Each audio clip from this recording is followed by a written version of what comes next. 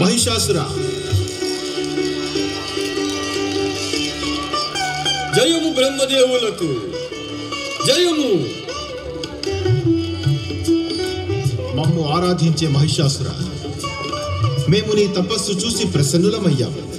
బ్రహ్మదేవ, తమరి దర్శన భాగ్యానికై ఎంతో ఏకాగ్రతతో నిరీక్షిస్తున్నాను.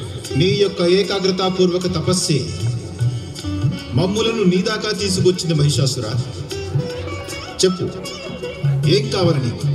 నేను అమరుడును కావాలి బ్రహ్మదేవ.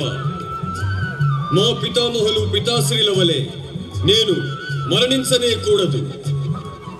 తమరు నా తపస్సు యొక్క శక్తిని ఆమోదించినట్లయితే మరి నాకు అమరత్వం వరంగా ఇవ్వండి.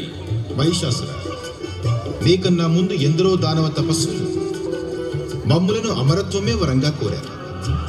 కానీ ఇంతవరకు మేము అలాంటి వరాన్ని ఎవరికీ ఇవ్వలేదు. భవిష్యత్తులో కూడా ఎవరికీ ఇవ్వము. నీవు కూడా అట్టి వరాన్ని పొందలేవు. ఎందువల్ల బ్రహ్మదేవ? ఎవరికన్నా అమరత్వం ప్రసాదించడం మా శక్తికి మించినది. జన్మించిన వారందరూ మరణించక తప్పదు. అది విధి నిర్ణయం. నేనేమీ మాతృగర్భం నుండి జన్మించలేదు బ్రహ్మదేవ. నేను మా మాతాపితల చితి నుండి ఉద్భవించాను. చితి నుండి ఉద్భవించడానికి కారణం నీ మాతయే. ఉద్భవించటం, జన్మించటం పర్యాయ పదాలు. నీవు ఉద్భవించిన ఆ క్షణాన్ని నీ మరణ సమయం కూడా నిశ్చితమైంది. నీ వంటి వీర దానవుడు మరణానికి ఏమాత్రం భయపడనవసరం లేదు. మహిషాసుర, దానవులలోనే నీవు అసాధారణ దానవుడు. సదా అసాధారణ జీవితమే నీ జీవితం. అమరత్వం తప్ప ఇంకేదైనా వరం కోరుకు, అది లభిస్తుంది. మీరు చెప్పేది నిజమే బ్రహ్మదేవ. మరణానికి భయపడడం మా వంటి దానవులకు శోభించదు.